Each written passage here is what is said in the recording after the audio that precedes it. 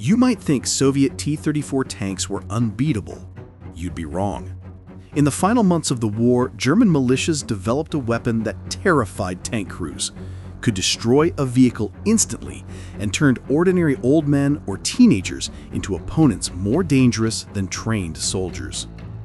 They hid in basements, behind corners, and with a single shot transformed a tank into a roaring inferno.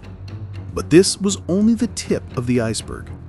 We will show how a simple tube packed with explosives became a tool of fear, why even experienced tankers dreaded it, and how Soviet soldiers learned to turn it against the Germans themselves. Spring of 1945. Germany is collapsing. On the ruins of once bustling cities, footsteps echo of those who, yesterday, were school children or gray veterans of the old war. Now, they had been handed a tube with a charge and called the People's Militia. These were the people meant to stop Soviet tanks. In the last months of the war, what had been the army had largely vanished. Left behind were crowds unwilling to accept the end. The state, accustomed to commanding millions, mobilized everyone capable of bearing arms. Thus, the Volkssturm was born, a force made of teenagers, teachers, civil servants, and retirees. They went into battle without uniforms, wearing civilian coats or old overcoats from the Kaiser era. Some lacked helmets and boots, others neither rifles nor ammunition. Everything the war industry could supply them was a strange tubular weapon with a bulging end, the Faustpatrone. For many, it was the last hope. Rumors claimed this miracle of German engineering could destroy a tank with a single shot. But few understood what this weapon really was. A lightweight, single-use rocket launcher, simple but terrifyingly effective at short range. The operator aimed, pulled the trigger, and a rocket flew out with a hiss, leaving a trail of smoke and the sharp scent of gunpowder. The Germans claimed the Faustpatrone could pierce any armor. Officially a disposable weapon, the struggling wartime industry soon devised ways to reuse them. Pipes were recovered from battlefields, melted down, refitted, and reloaded. Every piece of metal counted. The word Faustpatrone became a household name, encompassing all late-war German anti-tank launchers, Panzerfausts, Panzerschrecks, and more. In propaganda, army reports, and Soviet soldiers' memoirs, all of these weapons were simply called Faust. By November 1944, as Volkssturm units formed across Germany, it became clear rifles and small arms were in critical shortage. New carbines and submachine guns were produced in tiny numbers. Even regular Wehrmacht units lacked enough ammunition. But Faustpatrone were produced by the thousands. German factories churned them out almost like loaves of bread. Over 1 million in November 1944, 1.5 million in December, and by spring 1945, the numbers were in the millions. In total, Germany produced over 9 million of these tubes. The Faustpatrone became the primary weapon of the Volkssturm. Not rifles, not machine guns, but a simple tube with explosives. Even a teenager could feel dangerous wielding it. From windows, basements, and ruins, they waited for Soviet tanks to approach, aiming for the moment the vehicle came close. Cities became deadly traps. Narrow streets, rubble, smoke, perfect conditions for ambushes. In open fields, the Faust operator was vulnerable, but in ruined city blocks, they became predators. In Königsberg, where every house was a fortress, one man, Ernst Tiburzi, made history. In his early 30s, he hid in a basement and destroyed 5 T-34 tanks in succession. One shot, a burst of flame, the next, a crash, another, the roar of an engine vanishing into nothing. His rocket struck at point-blank range, mere tens of meters away. Injured severely in the process, Tiburzi survived and became a symbol of fanatical resistance. Soviet tank crews approaching German cities knew behind every window could be a Faust operator. They had heard tales of enemies lying in wait, firing from close range as soon as the tank turned its turret. One hit, flames, crew scrambling, Then the operator disappeared, only to strike again a minute later. The Faustpatrone was more than just a weapon. It became a symbol of the terror of urban warfare. But it also brought a new kind of fear for its users. Firing this tube was as risky for the operator as it was for the enemy. Flames could shoot backward, scorching everything behind the shooter. An incorrect stance or angle could turn the weapon against the operator, sometimes killing them instantly. Yet, even this danger did not deter those for whom shooting at tanks was not service, but an act of desperate faith. Hitler promised that the Faustpatrone would change the course of the war, that a single street defended by dozens of operators could stop an entire division. On maps, it looked convincing. In reality, it was hell. Soviet columns entering German cities faced an invisible enemy. First, silence, then a hit. A tank erupted in fire, infantry took cover, and smoke rose from the nearest basement. The Faust operator vanished, only to strike again. This was the endgame of the war. Not parades or banners, but battles for every doorway, every meter of street. Soviet commanders quickly realized they were not facing remnants of an army. They faced a new kind of threat. These people had no uniform, rank, or training, yet they were motivated by fear cornered into determination. And they had a tube capable of piercing a beloved T-34. With each kilometer west, Soviet tanks encountered a new type of warfare. It was no longer open and fast. Now it lurked in basements, attics, and alleys. Tanks could no longer advance in wide formations. Every street corner could be the last. Marshals noted that at the war's end, the enemy seemed irrational, but possessed fierce tenacity. Destroyed divisions disappeared, replaced by teenagers with tubes on their shoulders. They fired, shouted, fell, and were replaced by others. Marshal Konev later wrote, "The Faustpatrone gave untrained people a sense of confidence, as if they could change something. These fighters fought to the end, more stubbornly than soldiers who had survived the entire war." For Soviet command, this was unexpected. Ordinary people with no training suddenly became a real threat to armored units. Daily losses increased. Tanks that had yesterday smashed through divisional lines now burned from single shots from ruined buildings. Faust operators appeared suddenly and vanished into smoke. In response, Soviet units adapted their tactics. Carefree marches through cities ended. Every building, archway, and basement came under scrutiny. Groups of cover troops moved ahead of the tanks by hundreds of meters, sweeping streets, clearing alleys. They fired at anything suspicious: windows, doors, basements. Tanks followed slowly but methodically, ready to fire at the first sign of danger.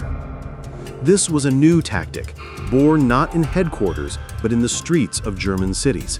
It saved lives. The Faustpatrone operators lost their greatest weapon, surprise. Yet they remained formidable. In dense urban areas, where Soviet infantry could not cover all angles, each turn of a street brought tension. Tanks froze in their tracks inside the turrets, knowing even a slight mistake could trigger an explosion. Marshal Konev admitted, "The Faustpatrone forced us to think differently. We stopped seeing the war as a field and began to see it as a labyrinth. In these labyrinths, improvisation was born. Armor was reinforced with sheets of metal, rails, grids, anything to absorb or deflect a rocket. The method was simple but effective. The reactive charge hit the first layer, lost momentum, and could no longer pierce the main armor. Tanks regained a chance to survive. Soviet engineers proposed factory-made additional armor, but time was short. Everything was improvised: welding, scrap metal, sections of fence torn from nearby streets. Special teams were created to hunt Faust operators. Each tank army selected its best shooters, snipers, and scouts. These mobile units moved ahead of columns, tracking operators and neutralizing them before a shot could be fired. The tactic worked. The threat gradually diminished. German Lieutenant Colonel Middledorf later wrote, "By January 1945, the effectiveness of the Faustpatrone as an anti-tank weapon dropped sharply. The Russians adapted. Their tanks moved under infantry cover, fired from a distance, and suppressed enemy positions. Close combat became impossible." Faust operators, stripped of their element of surprise, became easy targets. Even so, German propaganda continued to preach of the magical weapon capable of halting armored waves. In reality, it was a weapon of desperation. It didn't save cities, but it allowed people to believe the enemy had a weak point. This belief kept the Volkssturm on its feet when everything else had collapsed. Soviet soldiers saw this fanaticism firsthand. In basements and attics, bodies were found clutching scorched Faustpatrone tubes. Nearby, unused grenades. Sometimes it seemed the Germans fought not for victory, but for the very idea of resistance. These scenes left a strong impression, not out of pity, but understanding how dangerous an opponent can be when they have nothing left to lose. Soviet officers quickly realized that the Faustpatrone's legend could be turned to their advantage. When captured, these tubes became more than trophies. They became training tools. Each seized weapon offered a chance to understand its mechanics, trajectory, and destructive potential. Soldiers experimented, learning how a reactive charge flew, how far its blast reached, and the angles at which it could pierce armor. Before crossing the Oder River, Officer Pilsen organized unusual training exercises. Tanks moved under infantry cover, old German armored vehicles were used as targets, ruins provided realistic terrain, and dozens of captured Faustpatrones were available for practice. Soldiers riddled old tanks with rocket fire, studying the grenade's behavior, flight path, and impact force. The next morning, this knowledge was put into action. Captured tubes became weapons of attack. 2 enemy tanks were destroyed by a single company using the very weapon that had terrified them just yesterday. Commanders noted how soldiers seemed to fall in love with the Faustpatrone. They exchanged them, hid them carefully, sometimes even stole them from one another. Everyone wanted to fire it because, at close range, it changed the rules of engagement. Memories of Vasily Trikov confirm this. He observed soldiers of the 8th Guards Army using Faustpatrones with excitement, unafraid to experiment. In the hands of trained men, familiar with urban combat and ambush tactics, this weapon became a deadly tool. Not all marshals embraced the myth, however. The commander of the 2nd Guards Tank Army, Bogdanov, criticized the exaggerated fears. He said, "The Faustpatrone was turned into a boogeyman. People feared it, but in 1945, it wasn't as terrible as claimed. Untrained Volkssturm units fired it, hit rates were low, and it did not block our T-34s. A paradox emerged. A weapon that caused panic in Königsberg and Berlin streets became a tool for training and confidence in the hands of professionals. Soviet soldiers used Faustpatrones not only for direct attacks. They tested new ambush strategies, coordinated infantry and tank movements, and learned to respond swiftly to sudden threats. The old German tube became part of the mastery they acquired in just a few days. This duality, fear and excitement simultaneously, made the Faustpatrone a symbol of the war's final stage. It could suddenly destroy a tank, but could also serve as a training instrument for future victories. Soviet tank crews quickly appreciated the psychological effect. When a Faust operator fired from a window, it applied pressure. But if the crew could reach him first, capture the weapon, study it, and then use it on their own terms, the fear transformed into a tool. Stories of success quickly spread, almost becoming legends. Soldiers who captured a Faustpatrone used it in ambushes against German armor, disrupting enemy logistics. These trophies were not just weapons, they were prizes for bravery. These experiences gradually dismantled the myth of the terrible Faust. The threat, once unstoppable, became predictable. Skill turned fear into confidence, and the tube into a means to achieve objectives. Yet, in the hands of desperate Volkssturm members, the Faustpatrone remained dangerous. It continued to kill and instill fear, a reminder that war was not only about machines, but about people. Even as the legend crumbled, its memory persisted. The psychological aspect remained crucial. T-34 crews learned to remain calm, analyze threats, and plan movements carefully. A random shot could no longer change the course of battle, but constant readiness was essential. The captured German weapons found a new role. They became training tools, tests of discipline, and instruments of tactical skill. This period solidified the Faustpatrone's reputation as a symbol of desperate warfare. It was both terrifying and practical. When the spring of 1945 arrived in Berlin, the city streets became the final arena for the Faustpatrones. Cities that once housed peaceful homes and shops were transformed into labyrinths of ruins, smoking brick walls, and twisted vehicles. Here, the tube, once seen as an engineering marvel, fell into the hands of old men, teenagers, and militia members determined to fight to the last. But now, experienced Soviet tank crews knew that behind every grenade was not a miracle, but a pattern.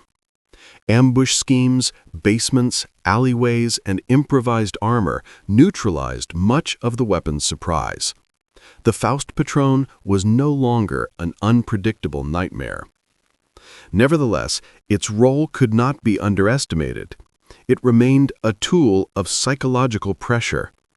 The mere possibility of its presence forced T-34 crews to advance cautiously, cover every corner with infantry, and check every street. Fear itself became a weapon. Historical evidence shows that the weapon's effectiveness had decreased by the end of the war. Well-trained Soviet units quickly identified Faust operators, neutralized them before firing, and improvised armor reduced the destructive effect of the grenade. Marshal reports noted a low hit rate. Yet the Faustpatrone remained a symbol of desperate resistance. It was a breakthrough in anti-tank technology. In confined spaces, narrow streets, ruins, abandoned buildings, it was indispensable. A weapon created under extreme resource scarcity allowed untrained people to fight on equal footing with seemingly invincible armor. After the war, German and Soviet historians assessed the Faustpatrones differently. Some saw them as tools of fear and survival, others as weapons that were less frightening in practice than legend suggested. But no one denied their influence on the psychology of battle. Stories of individuals highlight the Faustpatrone's dual nature. Ernst Tiburzi, who destroyed 5 T-34s, survived and lived a long life, leaving detailed memories of those days. Pilsen's soldiers, using captured tubes, gained confidence and prepared for real combat. Each episode demonstrated the weapon's dual purpose, simultaneously dangerous and instructive. The Faustpatrone was more than a simple rocket launcher. It became a symbol of the end of an era, a weapon of desperation, a tool of psychological impact, and a breakthrough in anti-tank technology. Its legacy influenced later generations of rocket-propelled grenades, urban combat tactics, and the integration of human factors on the battlefield.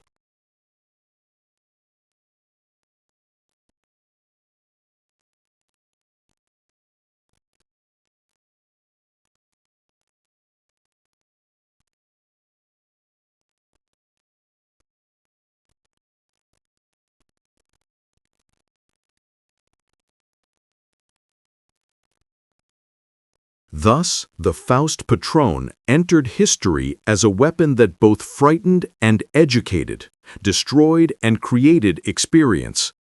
It was not a miraculous device that could stop a T-34 column in the open, but in city labyrinths, in the hands of desperate people, it became a symbol of relentless struggle and a monument to engineering ingenuity on the brink of national collapse. In the memory of tank crews, it remained the T-34 killer, not because its hits were numerous, but because it embodied chaos, desperation, and the indomitable spirit of those who wielded it to the very end. Ultimately, the Faustpatrone proved that even the simplest weapon, when used skillfully, could change the course of battle, teach critical lessons for future generations, and earn a permanent place in history. Its transformation, from fear to control, from threat to tool, demonstrates how quickly war changes, how perceptions of weapons evolve, and how crucial it is to master them rather than blindly fear them. By spring 1945, Berlin's streets became the Faustpatrone's final theater. The city, once filled with homes and shops, was now a maze of ruins, smoking walls, and twisted vehicles. Here, the weapon, once hailed as a technical marvel, was wielded by elderly men, teenagers, and militia ready to fight to the last.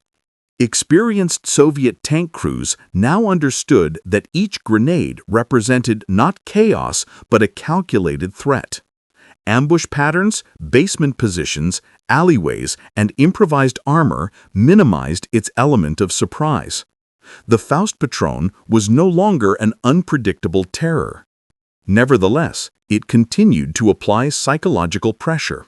Knowledge of its potential presence forced crews to move cautiously, cover every corner with infantry, and check every street. Fear itself became a tactical factor. By war's end, its effectiveness had declined. Soviet forces identified and neutralized Faust operators before they could fire, and improvised armor absorbed much of the blast. Official reports noted a low hit rate. Yet the Faustpatrone remained a symbol of desperate resistance. In confined urban spaces, it was indispensable.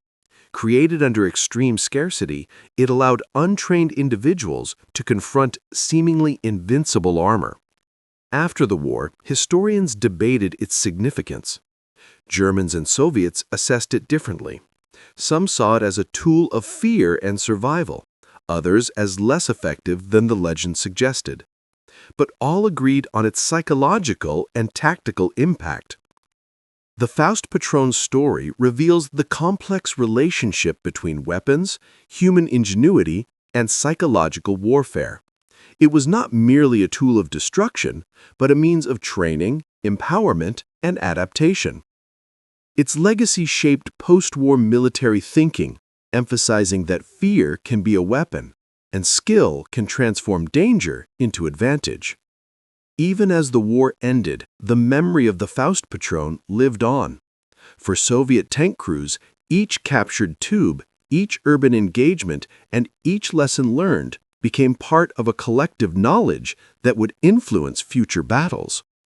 It symbolized both the desperation of the last months of war and the ingenuity that can turn fear into mastery. In the end, the Faustpatrone was more than a weapon. It was a lesson. It demonstrated that even the simplest device, properly understood and deployed, can change outcomes, train soldiers, and leave a lasting imprint on history. It reminded the world that in war, human skill, courage, and adaptability are often more decisive than technology alone. The Faustpatrone survived as a symbol of fear, of hope, of human resourcefulness, and of the unpredictable power of a simple tube with a charge. It proved that even under desperate circumstances, innovation and courage can turn a weapon of terror into a tool of learning, and that the lessons of fear can forge victory.